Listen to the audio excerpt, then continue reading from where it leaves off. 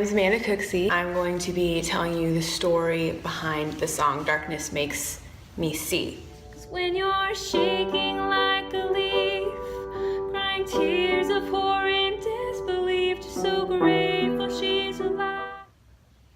My family was a part of the Umpqua Community College shooting. It was October 1st, 2015.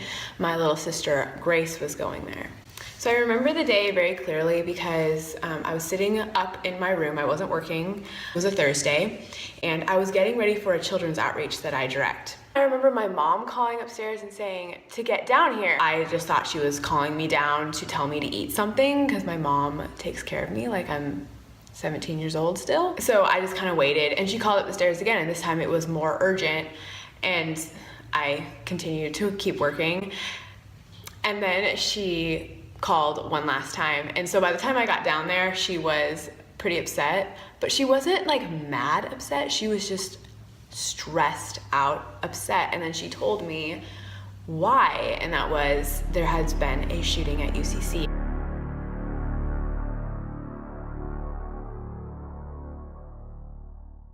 I remember my heart just dropping and thinking Grace is dead. And then she said Grace is fine, but I think at the time there was a bunch of hype, and so we weren't sure how many were dead. We thought there was like 30. And so we were just crying and shaking, texting all of my friends, telling them Grace was fine. The phone was ringing off the hook. The whole entire world knew about it.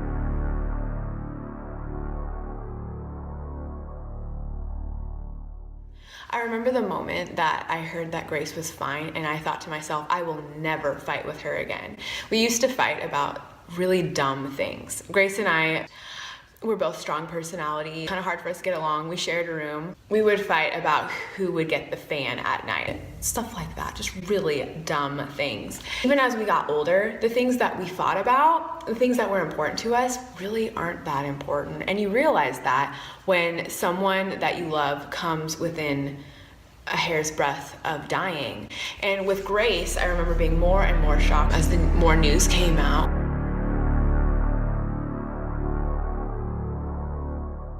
I was thinking, okay, she's on the same campus as the shooting. That's scary. I thought it was in the building next door, but actually it was in her building. And not only was it in her building, but it was in the room on the other side of the wall. And Gracie was hearing the gunshots, stuff like that, until her teacher ran out of the room. So Grace and our friend Tucker, they went into lockdown. Then they got bused to the fairgrounds. So as a Christian, the shooting was even more scary because the shooter actually targeted Christians. And I don't know if they covered that in the news. He terrorized the students in the room for 10 minutes, and he would shoot them in the head if they were Christians, and he would shoot them in the leg if they were not. And this information started coming out later, and it just shocked us. And so for 2 weeks, we couldn't talk about anything except for the shooting.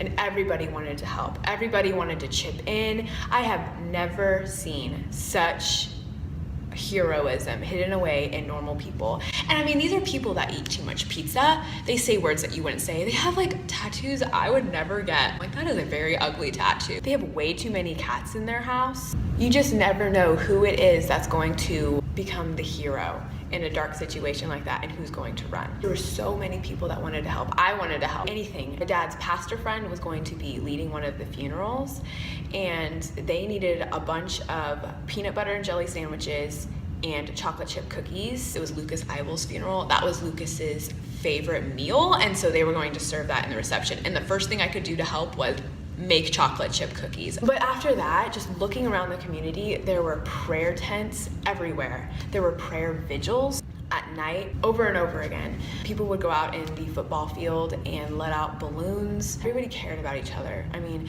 the blood drive lines went all the way up the highway because everybody wanted to donate blood. My brother-in-law was working in the hospital. He was talking about how all of the staff at Mercy Hospital worked overtime to like 72 hours without stopping, trying to help these wounded people. And everybody was holding signs saying, "I am a Christian," that said UCC strong. There was bumper stickers all over the place. There was these green bracelets that I wore for months. My mom wore for months. The Eibels are still wearing them, I think. Everybody was there to support you. Everybody wanted to help you.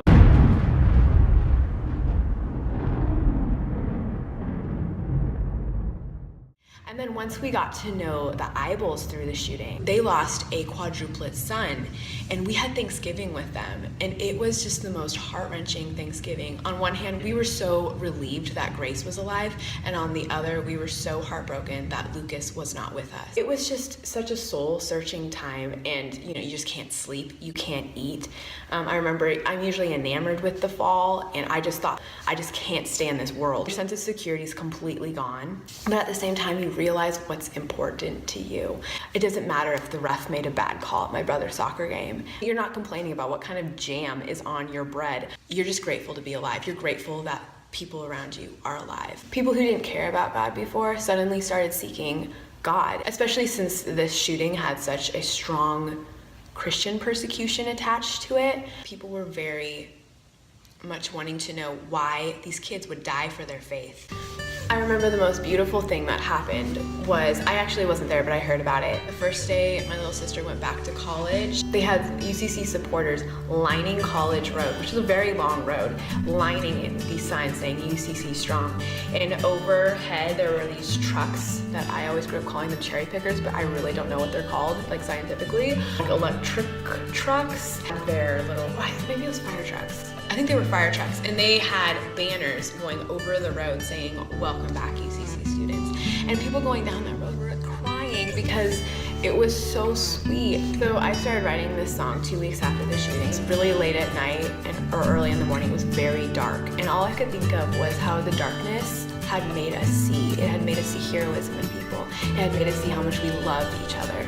It had made us see what was important in life. It made us pull together as a community. God worked this horrible situation that we don't understand, that doesn't make any sense to us. He worked that situation to create a better place.